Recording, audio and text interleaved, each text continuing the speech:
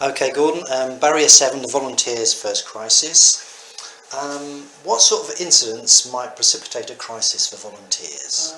I think it's almost a constituted crisis, isn't it? There could be a falling out between the volunteer and the paid coordinator, or there could be some verbal abuse from a client to a volunteer. A client might start drinking in a dry house and action will have to be taken. Somebody might die in hospice. In many ways, these are quite predictable, and there is a responsibility on the agency to warn, I think that's a fair enough word, to warn the volunteer about the sorts of incidents that recur, so that they don't come out of a clear blue sky. So the volunteer should know, if they're working in a dry setting, that some people very occasionally maybe start using alcohol again. So the volunteer then should be able to sort of implement whatever policies and practices have been agreed to sort the incident very quickly.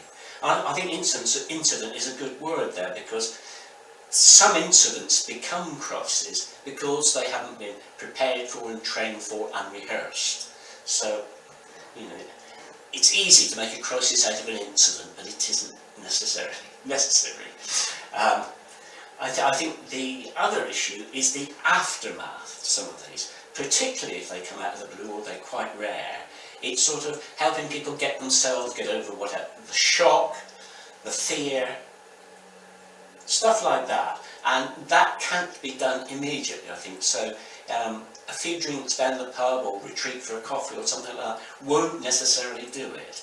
It may be important for the group of people who've handled the crisis situation to sit around for a little while afterwards and get their breath back. But more may need doing the next day. It's important, I think, that volunteers don't take too much unresolved stuff home.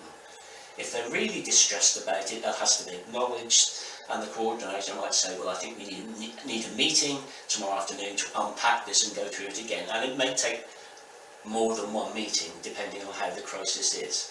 I say incidents don't have to be crises, but there has to be some sort of debriefing afterwards so that people can emotionally recover and then sort of learn from the situation. I think part of debriefing would be wondering, well, what the hell actually happened? Because different participants in crisis situations quite often have different interpretations. But debriefing is vital, and that may need 2 or 3 meetings after the event. But some attention should be given to the incident that day. Don't just let people go home raw. Okay, I mean, obviously a crisis is more likely in some situations than others, some settings than others. How can organisations be more proactive about that sort of situation? Well, yes, you talked about territory or locations, and I think that's very important, because I think if you're dealing with crises on your own territory, they may well be easier than if you're dealing with them on somebody else's. So let's say you're a volunteer who's working in a prison or a hospital. You're working in somebody else's territory, and it may be you have to do things their way.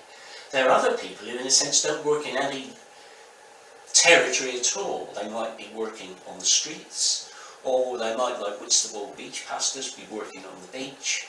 So each day or each shift, each night might be quite unpredictable, and people need to be aware of that, and the situation has to be made as safe as possible, perhaps, so that nobody's ever on the streets or the beaches on their own. There's always backup at hand. There are always emergency call systems available.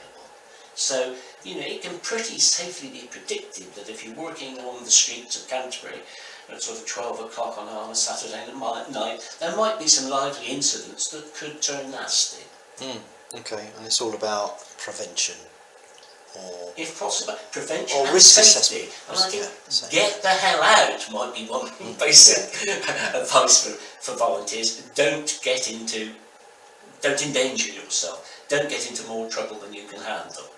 And it's the organisation's responsibility then to enable the volunteer to be able to make those sorts of decisions. That's right. And the volunteer may feel bad if they withdraw and run like hell, but that may be the most intelligent thing they can do.